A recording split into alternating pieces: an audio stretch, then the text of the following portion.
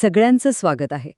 अनेकांना सार्वजनिक ठिकाणी बोलायची म्हणजे भाषण करायची भीती वाटते नाही का?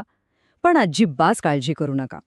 आज आपण याच भीतीला एका अगदी सोप्या आणि पुन्हा पुन्हा वापरता येईल अशा कौशल्यात कसं बदलायचं हेच पाहणार आहोत. हो ना, अनेकांसमोर हीच अडचण उभी राहते. भाषण तर लिहायचंय, पण सुरुवात कुठून करायची हेच सुचत नाही. पण खरं सांगायचं तर हे एक असं आव्हान आहे ज्यावर आपण अगदी सहज मात करू शकतो. चला तर मग हे कोडं सोडवूया. हो, अगदी बरोबर. एका छोट्या 4 गुणांच्या भाषणासाठी एक ठरलेला यशस्वी फॉर्म्युला आहे. आणि आपण आज तोच उलगडणार आहोत.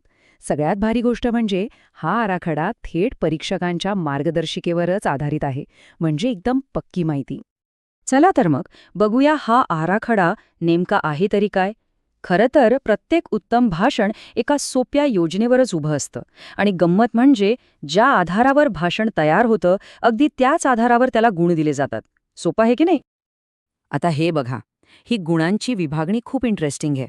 परिचय आणि तार्किक क्रम म्हणजे तुमची सुरुवात आणि मांडणी यासाठी आहेत तब्बल 2 गुण. म्हणजे अर्धे गुण तर फक्त या एका गोष्टीसाठी आहेत. यावरूनच कळतं की भाषणाची सुरुवात किती महत्वाची आहे. मुख्य भागासाठी 1 आणि समारोपासाठी 1 गुण आहे. याचा सरळ सरळ अर्थ काय, तर आपली सुरुवात एकदम जबरदस्त झाली पाहिजे. चला तर मग भाषणाच्या सुरुवातीबद्दलच बोलूया. कारण एक दमदार सुरुवातच श्रोत्यांचं लक्ष वेधून घेते आणि पुढे आपलं भाषण कसं असेल याचा एक अंदाज देऊन जाते. आणि भाषणाची सुरुवात करण्याचा सगळ्यात पहिला आणि महत्त्वाचा नियम म्हणजे आपण कोणासमोर बोलतोय त्यांना योग्य तो मान देणं, म्हणजेच अभिवादन करणं. उदाहरणार्थ असं काहीतरी, आदरणीय प्राचार्य महोदय, शिक्षक आणि माझ्या प्रिय मित्रांनो. एकदम उत्तम उदाहरण आहे नाही का? यातून स्पष्ट दिसते की एक चांगलं अभिवादन कसं असावं, अगदी थेट आणि आदरपूर्वक.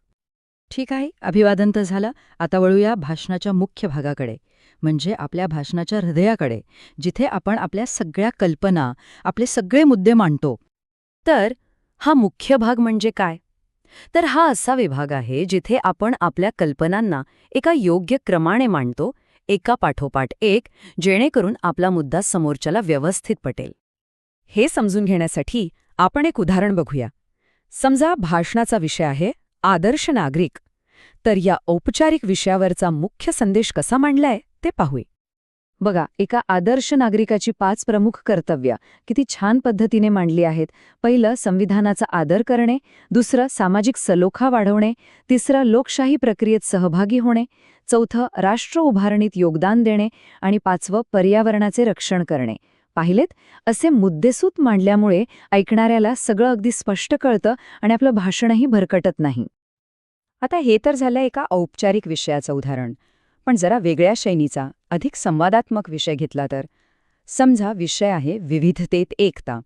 पाहूया तिथे हा फॉर्म्युला कसा कामी येतो. 1600हून अधिक? काय असेल बरं हा आकडा? हा आकडा आहे आपल्या भारतात बोललं जाणाऱ्या भाषांचा. कल्पना करा, केवढी ही विविधता आहे. हा एकच आकडा विविधतेत एकता या कल्पनेची ताकद दाखवून देण्यासाठी पुरेसा आहे. ठीक आहे, मुद्दे तर आपण मांडले, पण आपलं भाषण आणखी प्रभावी, आणखी आकर्षक कसं बनवायचं? त्यासाठी काही खास तंत्र आहेत. चला, त्याबद्दल बोलूया. उदाहरणार्थ, भाषणात आपण असा एखादा प्रश्न विचारू शकतो, आपण श्रोत्यांवर अधिक प्रभाव कसा निर्माण करू शकतो? आता या प्रश्नाचं उत्तर लगेच अपेक्षित नाहीये. हा एक अलंकारिक प्रश्न आहे. असे प्रश्न श्रोत्यांना विचार करायला भाग पाडतात आणि ते आपल्या भाषणात अजून सामील होतात.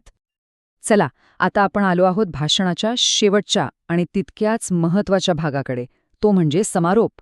कारण सुरुवात कितीही चांगली झाली तरी शेवट दमदार होणं खूप गरजेचं आहे. तोच तर लक्षात राहतो. तर एका चांगल्या समारोपात काय काय असायला हवं? सगळ्यात पहिलं, आपल्या मुख्य मुद्द्यांचा एक छोटासा सारांश. दुसरं, आपला जो मूळ संदेश आहे तो पुन्हा एकदा सांगणं. आणि तिसरं, असं काहीतरी बोलून शेवट करणं की ऐकणाऱ्याच्या मनावर त्याचे कायमची छाप उमटेल. आणि हो, समारोप झाला की एक शेवटची पण अत्यंत महत्त्वाची पायरी कधीच विसरायची नाही. आणि ती पायरी आहे धन्यवाद. अगदी सोपं आहे, पण प्रत्येक भाषणाचा शेवट हा श्रोत्यांचे आभार मानूनच झाला पाहिजे. हा एक खूप महत्त्वाचा शिष्टाचार आहे. तर मग परिचय, मुख्य भाग आणि समारोप. आता एक प्रभावी भाषण लिहिण्यासाठी जे काही लागतं ते सगळं काही आपल्याकडे आहे. हा संपूर्ण आराखडा आता आपल्यासमोर आहे. आता वेळ आहे ह्या सगळ्याचा वापर करण्याची. जरा विचार करा, पुढच्या वेळी जेव्हा भाषण देण्याची संधी मिळेल तेव्हा कोणती गोष्ट सांगायला आवडेल, कोणती कहाणी मांडायला आवडेल,